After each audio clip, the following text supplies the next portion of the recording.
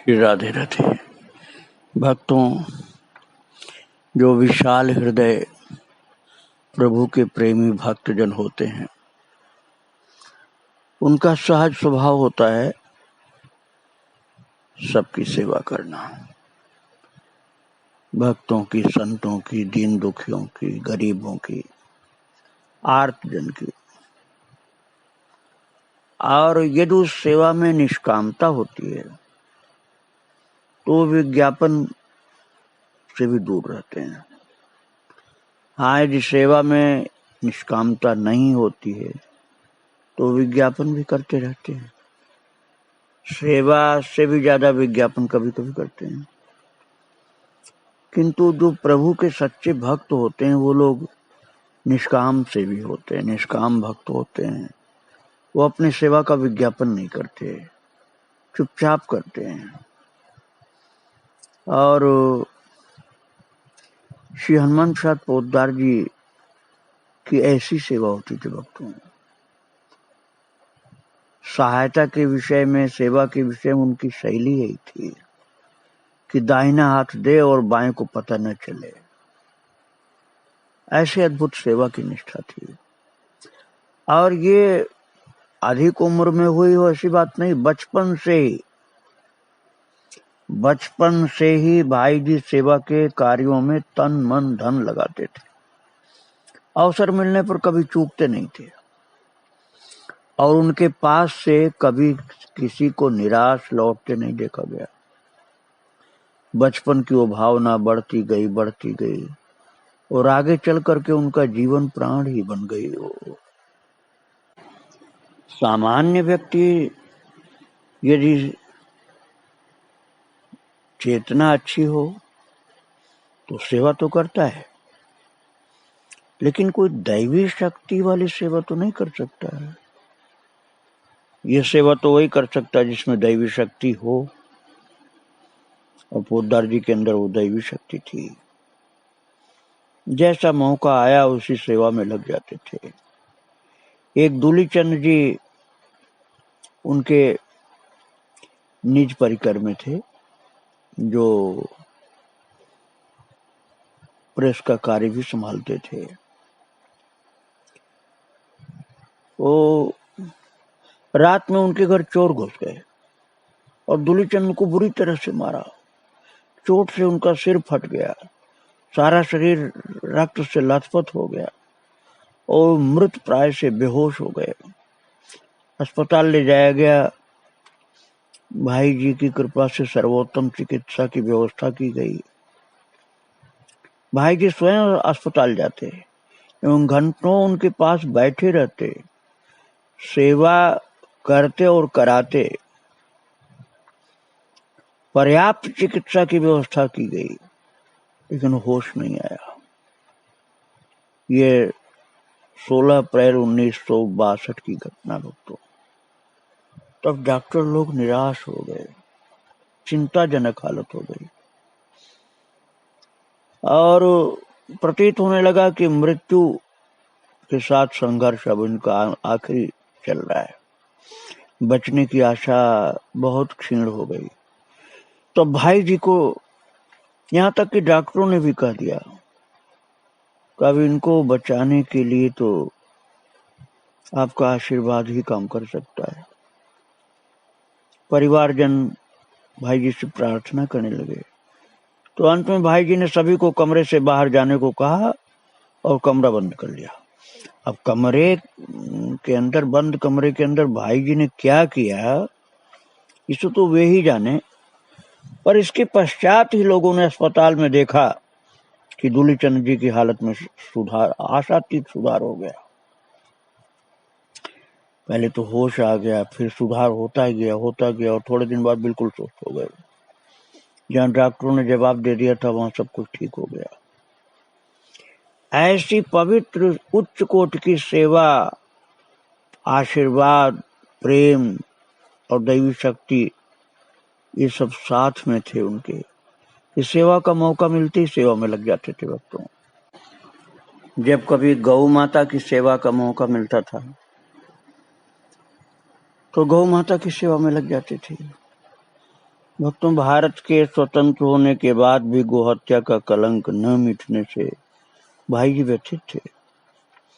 इसलिए गोहत्या के विरोध के लिए जब भी कोई आंदोलन होता तो उसमें पूर्ण सहयोग देते, और लोगों का सामूहिक प्रयास नहीं होता था, इसलिए दबाव ज्यादा गवर्नमेंट पर नहीं बनता था।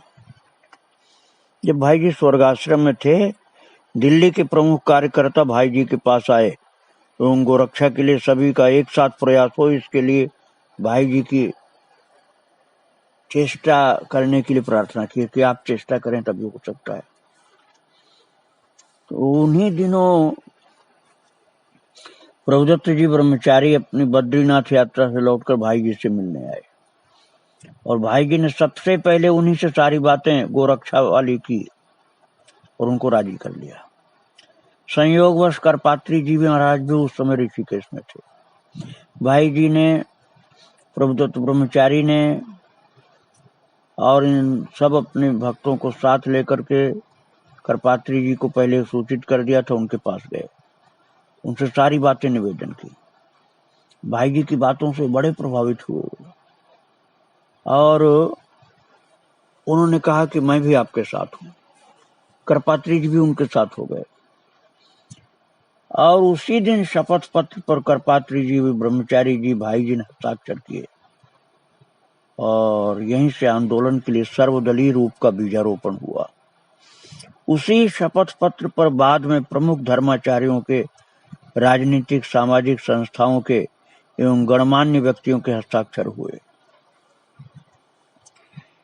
फिर भाई जी ने कहा करपात्री जी को कि आप विरक्त सन्यासी हैं, इसलिए ये नेतृत्व मैं आपको देना चाहता हूं।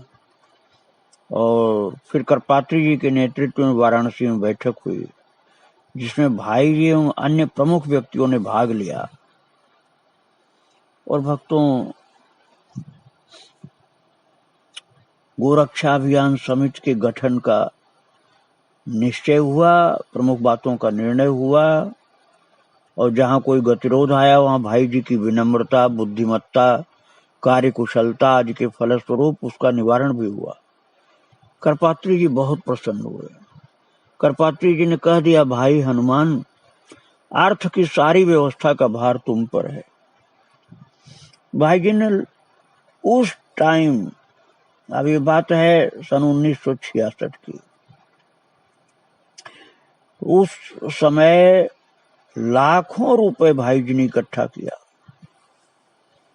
और बहुत परिश्रम के साथ इस कार्य में लगे।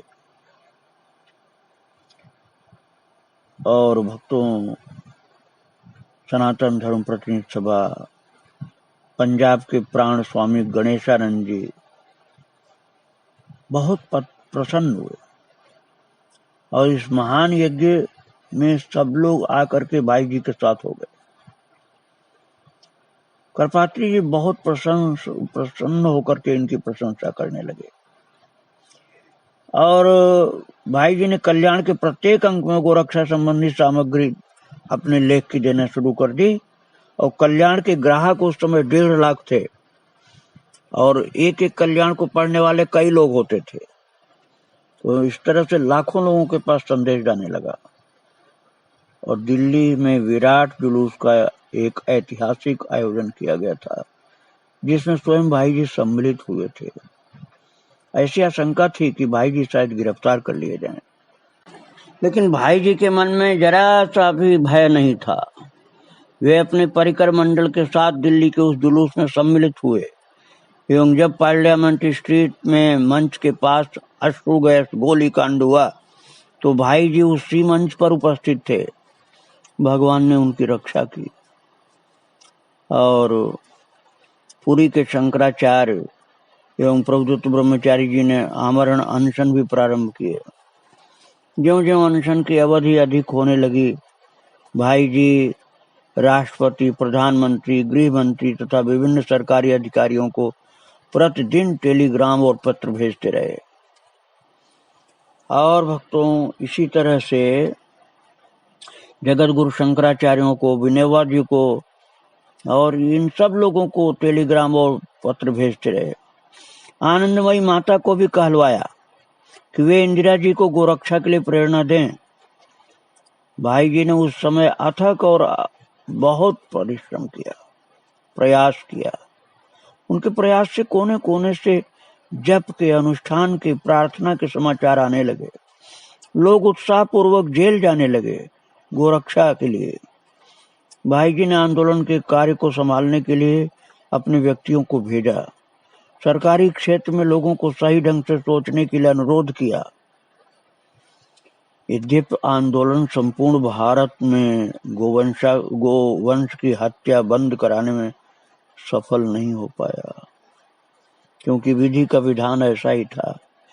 फिर भी भाई जी का गोरक्षा के लिए किया गया वो प्रयास चिरस्मरणीय रहेगा। भक्तों, भाई जी सेवा कार्य में ऐसे लगते थे कि जैसे इनका घर का खुद का काम। पैसा जो भी कभी कहीं से आता था खुद लेते ही नहीं थे, जहां लगना होता था वहां लगवा देते थे। और भक्तों, स्वजनों द्वारा स्वेच्छा प्रेरित राशि से सेवा होती थी। उनका नाम भी वो प्रकट नहीं करते थे, कहते थे प्रकट करने पर सेवा का महत्व कम हो जाता है। और कुछ घटनाएं ऐसी हुई उनके जीवन में जो सेवा कोई कर नहीं सकता है, और ऐसी घटनाएं तो बहुत हुई हैं। मैं आपको पहले एक सुना रहा हूं।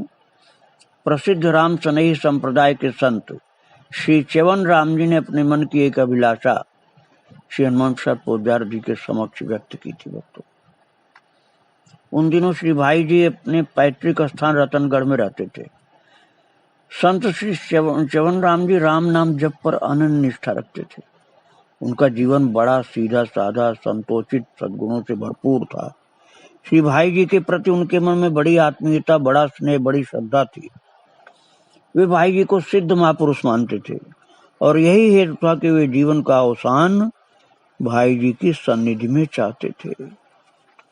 वो संत च्यवन राम जी यही चाहते थे कि भाई जी के चरणों में मेरा शरीर छूटे। और भाई जी तो स्नेह की मूर्ति, साथ ही उनके हृदय में संतों महात्माओं के प्रति बाल्यकाल से ही बड़ी श्रद्धा थी। भक्तों, सेवा में जो कठिनाई थी, पहले आप उसको समझिए। बहुत बड़ी कठिनाई थी, क्योंकि वो च्यवन राम जी टीबी के मरीज थे। टीबी का रूप बहुत भयंकर हो चुका था। डॉक्टरों ने कह दिया था कि आप बिल्कुल सबसे अलग रहेंगे, आपके निकट में कोई नहीं आएगा। च्यवन राम जी को ये कह दिया था, आपके निकट में कोई नहीं आएगा, अकेले एक जगह रहो। लेकिन उन्होंने भाई जी से कहा कि मैं जानता हूं कि आपके निकट रहने में ठीक नहीं है, आपको कष्ट न हो जाए, पर मन मानता नहीं। बार बार यही इच्छा होती है कि अंतिम श्वास आपके सानिध्य में जाए मेरी। इसलिए मेरी प्रार्थना है कि आप मुझे अपने चरणों में रहने दें, जिससे आखिरी सांस आपके चरणों में ही मेरी जाए। यही मेरी इच्छा है। यद्यपि कोई नहीं चाहता था भक्तों कि भाई जी के पास में वो टीबी का मरीज रहे, आखिरी सांस वहां छोड़े, उनके चरणों में शरीर का त्याग करे। ये कोई चाहता नहीं था, क्योंकि उस मरीज की हालत बहुत खराब थी। टीबी का बहुत ऐसी हालत का मरीज था कि उससे संक्रमण होने का डर था। लेकिन भाई जी ने स्वीकार कर लिया सहज प्रसन्नता से। भाई जी ने निवेदन किया, महाराज जी, ये घर तो आप ही का है। संतों की चरण रज से ही घर की शोभा है। ये मेरा सौभाग्य है जो आप मुझे अपनी सेवा का अवसर प्रदान कर रहे हैं। जैसी भी सेवा मुझसे बन पड़ेगी उसे करने में मुझे प्रसन्नता होगी। आप तनिक भी संकोच न करें।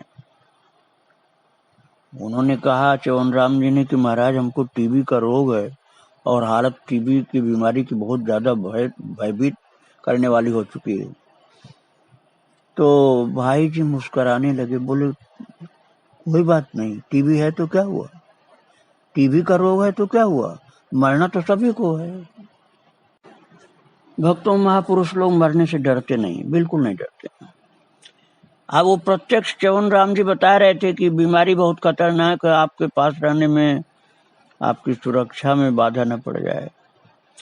भाई जी मुस्कुरा करके बोले, मरना तो सभी को है, लेकिन रोग उसी को होता है जिसको होना है। भगवान के विधान के बिना किसी की सेवा करने से किसी को रोग नहीं लगता। और भाई जी की आत्मीयता एवं सौहार्दपूर्ण शब्द सुनकर संत च्यवन राम जी का हृदय भर आया। भक्त सेवा धर्म परम गहना। सेवा धर्म बहुत कठिन होता है, इसका निर्वाह होना बड़ा कठिन है भक्तों। अपने अहम का विलय करना पड़ता है, और भगवत कृपा से भाई जी में सहज विद्यमान था ये गुण। वो च्यवन राम जी संत की सेवा में बड़े भाव से लग गए। व्यवस्थित एवं सुंदर रूप से सेवा प्रारंभ हो गई। आवास के लिए अपने ही मकान में व्यवस्था कर दी। अपने नित्य बैठने के कमरे के ठीक सामने का बड़ा कमरा उनको दे दिया, जिससे भाई जी बराबर उनकी संभाल रख सकें। दिन में जब जब भाई जी अपने कमरे से बाहर निकलकर भोजनाद के लिए भीतर जाते, तब वे महाराज जी से पूछते, कहिए महाराज जी क्या हाल है? और महाराज जी उत्तर देते, ठीक है भाई जी। बड़े प्रेम से सेवा कर रहे थे, और ये पता था कि टीबी के खराब हालत का मरीज है। और भाई जी मुस्कुराते हुए भीतर चले जाते। सेवा में उनको लगने में कोई भय नहीं लगता, तो बैठ जाते उनके पास, बिल्कुल उनके पास उनकी पलंग पर बैठ जाते। और दवा पथ्य आदि की व्यवस्था के संबंध में विचार विमर्श होता, साथ ही भगवत चर्चा होती। रोगी के रूप में संत थे और सेवक के रूप में संत थे। उस समय की चर्चा में सम्मिलित होने का जिनको सौभाग्य प्राप्त हुआ है, भक्तों वे लोग अपने को धन्य मानते थे। एक बीमार संत की सेवा में भाई जी ने कैसे अपने को समर्पित किया था। और भक्तों का गौरव बढ़ाने के लिए भगवान उनकी परीक्षा भी लेते हैं। रोगी के रूप में मानो भगवान ही श्री भाई जी की परीक्षा लेना चाहते थे। परम तितिक्ष और निष्प्रिय संत श्री च्यवन राम जी के स्वभाव में एक विचित्र परिवर्तन भगवान ने उत्पन्न किया। एक दिन जिस पात्र में भोजन करते, दूसरे दिन उन्हीं पात्रों को अपने सामने देखकर वे कहते, इन पात्रों में तो कल भोजन किया था, आज दूसरे पात्र लाइए। श्री भाई जी तत्काल दूसरे पात्रों की व्यवस्था करते। आप समझिए ऐसा कोई मरीज आपके घर आ जाए कि रोजाना थाली बदले, नई थाली लाओ नई थाली लाओ, तो आप तो घबरा जाओगे। लेकिन भाई जी रोजाना दूसरे नए पात्र मंगाते थे, और इस प्रकार 6 सेट बर्तन उनके लिए निर्धारित कर दिए गए थे, जिससे एक पात्र की बारी 6 दिन के बाद आती थी। और भक्तों यही बात ओढ़ने के कंबलों के संबंध में भी थी।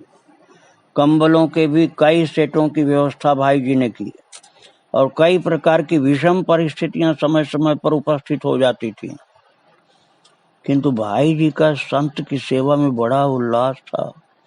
उनकी परम साध्वी सेवा परायणा धर्म पत्नी भी उस सेवा की व्यवस्था में बड़े ही उल्लास एवं प्रसन्नता के साथ सहयोग करती थी।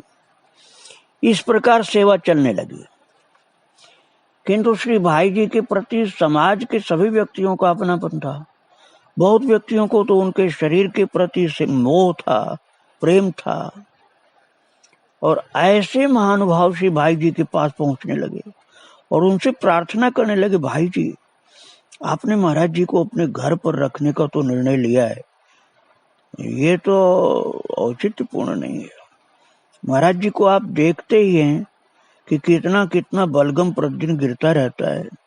टीबी का रोग बड़ा भीषण है, ये बहुत जल्दी लगता है किसी को। आप स्वयं श्री महाराज जी के बिल्कुल पास में बैठते हैं, कभी कभी वो अपना सिर आपकी गोद में रख देते हैं। तो भाई जी के प्रेमी लोग कहने लगे, आपसे प्रार्थना है कि आप महाराज जी को घर से पृथक किसी स्वतंत्र स्थान में व्यवस्था कर दें।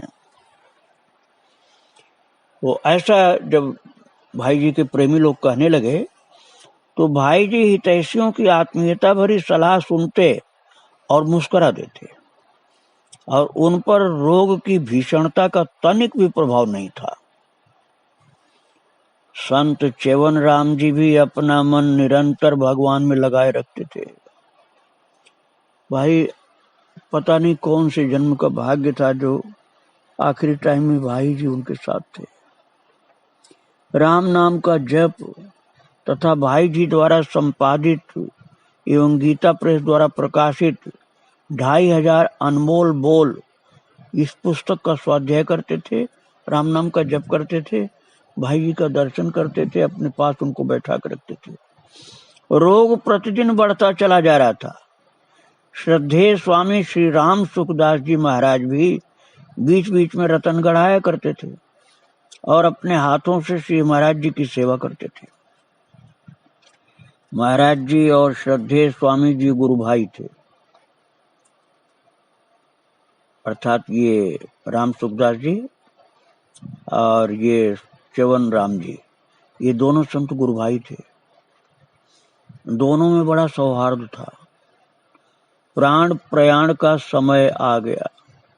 श्रद्धेय भाई जी स्वामी जी महाराज श्री गोस्वामी जी ये सब उपस्थित थे। भक्तों, भगवान नाम कीर्तन हो रहा था। इसी परम सात्विक बेला में नाम कीर्तन श्रवण करते करते महान भाग्यशाली टीबी के रोग के माध्यम से इतनी बड़ी कृपा प्राप्त हुई। भाई जी के चरणों का सानिध्य, आशीर्वाद, उनके साथ निरंतर रहना, भाई जी का दर्शन करते हुए भाई जी के शरीर में आपको बतला चुका हूँ श्री राधा कृष्ण विराजमान थे, लीला करते थे। ऐसे महापुरुष का दर्शन करते हुए, ऐसे भागवत स्वरूप भाई जी का दर्शन करते हुए, निरंतर भगवान नाम कीर्तन श्रवण करते हुए च्यवन राम जी ने भक्तों शरीर त्यागा था। और श्री भाई जी ने महाराज जी के संप्रदाय की परंपरा के अनुसार निष्प्राण कलेवर का विधिवत संस्कार किया। संकीर्तन के साथ बड़ा जुलूस शव यात्रा में था। स्वयं श्री भाई जी कीर्तन करते हुए पैदल चल रहे थे। शव यात्रा में हनुमान साहब पोदार जी पैदल चल रहे थे कीर्तन करते हुए। और जिस कमरे में महाराज जी का च्यवन राम जी का शरीर छूटा, उस कमरे को अच्छी तरह धुलवा करके श्री भाई जी ने उसमें श्री भगवान नाम का अखंड कीर्तन प्रारंभ करवाया। श्रद्धालुओं, प्रेमियों, स्वजनों के सहयोग से अखंड संकीर्तन बड़ी धूमधाम से चलने लगा। श्री भाई जी प्रतिदिन अपने व्यस्त जीवन में से कुछ समय निकाल कर कीर्तन में सम्मिलित होते थे। वैसे उनका अपना कमरा उसके ठीक सामने था और इस प्रकार कीर्तन की संभाल भी वे बराबर करते थे। और 2.5 वर्ष तक अखंड नाम संकीर्तन वहां चलता रहा। भक्तों, एक संत द्वारा एक संत की सेवा का यही स्वरूप होता है। अब आप सोचिए, टीबी के मरीज को देखकर कितना लोग भागते हैं, डरते हैं, दूर रहते हैं, और ऐसी गंभीर भीषण अवस्था के टीबी के मरीज की सेवा आखिरी टाइम तक भाई जी ने किया था। ऐसे थे सेवा सिंधु श्री भाई जी। लेकिन उनकी सेवा की भावना और सेवा की निष्ठा और सेवा के उनके पवित्र कर्म, इनके विषय में मैं थोड़ा आपको फिर बताऊंगा। आज उनको प्रणाम करके यहीं विराम दे रहा हूँ। श्री राधे राधे, जय श्री राधे राधे।